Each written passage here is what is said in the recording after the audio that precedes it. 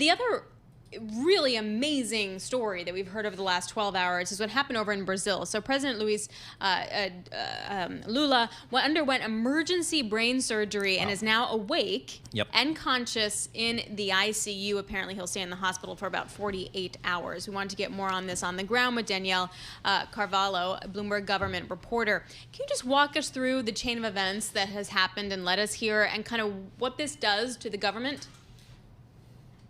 Hey, how are you? Well, Lula, in October, Lula was at home and he fell and hit his head. After that, he was submitted to some exams. He was doing well.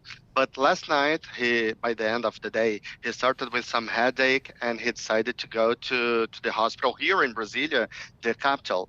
And after some exams, they found there was a hemorrhage and decided to transfer him to Sao Paulo, where you have a better hospitals there. And he underwent a surgery. In the morning, they announced much more complex surgery, craniotomy.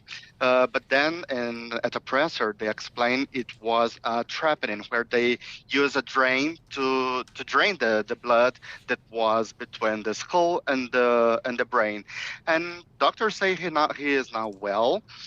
He will spend 48 hours in the intensive care unit, but he will spend the whole week at the hospital just for precaution. Was there an actual transfer of power to his vice president during this process?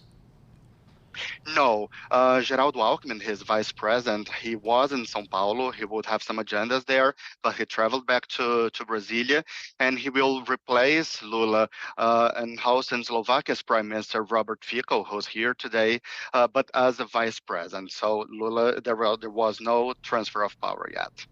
But nevertheless, when you see these headlines, it does come as quite a shocker. What is the political backdrop, economic backdrop of Brazil right now?